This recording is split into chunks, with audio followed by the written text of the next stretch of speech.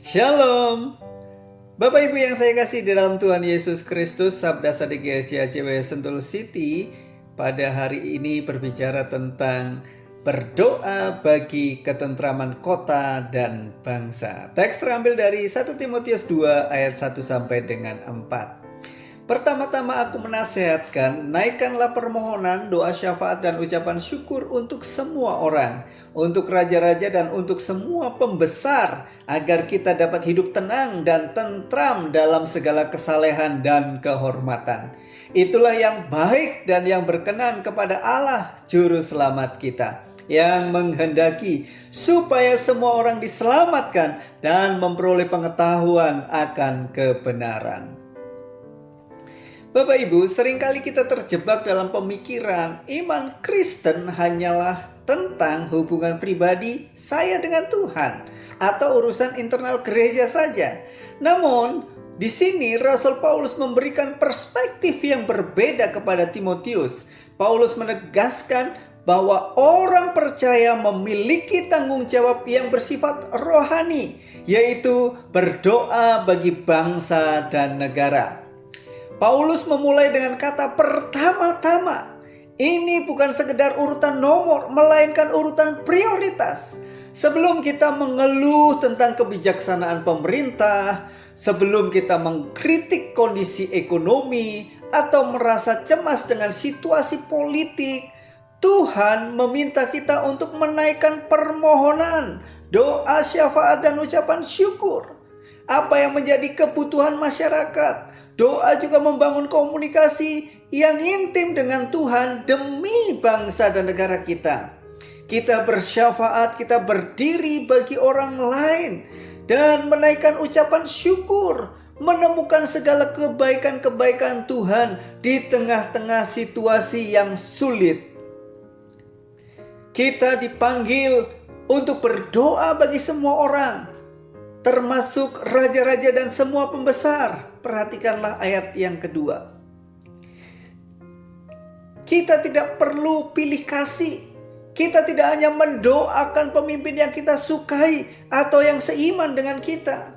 Mengapa kita harus mendoakan pemimpin? Karena keputusan-keputusan mereka berdampak langsung kepada kehidupan rakyat banyak.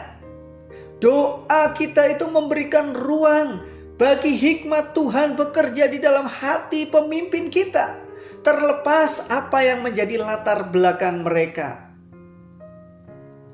Perhatikan ayat yang kedua B. Di situ Paulus menjelaskan dampak daripada doa-doa tersebut, yaitu supaya kita dapat hidup tenang dan tentram dalam segala kesalehan dan kehormatan. Kondisi bangsa yang tenang, aman dari konflik dan kekacauan.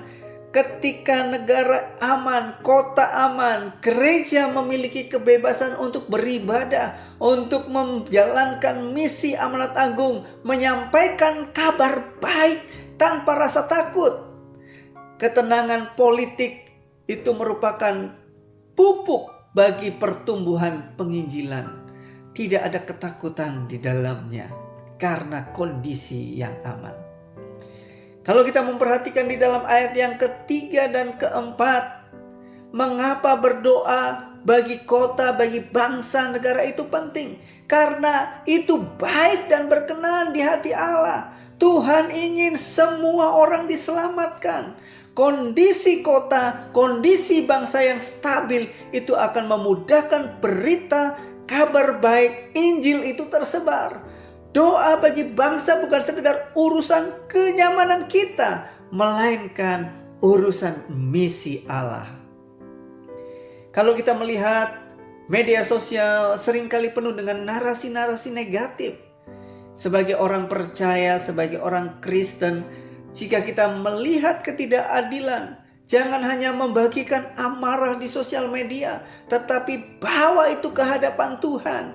Mulailah kita mendoakan dari RT, RW, lurah, camat hingga presiden. Minta supaya Tuhan memberikan mereka hikmat di dalam mengambil keputusan-keputusan yang menyangkut hajat hidup orang banyak. Mari kita menjadi warga negara yang berintegritas.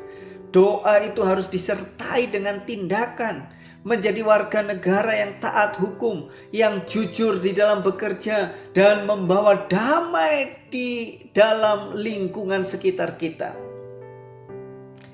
Dan marilah kita juga berpartisipasi dalam kesejahteraan kota di mana kita tinggal. Ingatlah Yeremia 29 ayat yang ke-7, usahakanlah kesejahteraan kota, sebab kesejahteraannya adalah kesejahteraanmu.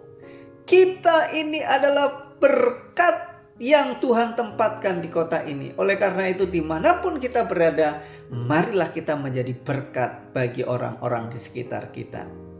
Tuhan tidak memanggil kita untuk menjadi pengamat politik, melainkan menjadi pendoa syafaat yang penuh kasih, karena Tuhan menghendaki semua orang diselamatkan. Ketentraman bangsa kita bukan hanya di tangan pemerintah, tetapi juga bergantung pada lutut orang-orang percaya yang berseru kepadanya.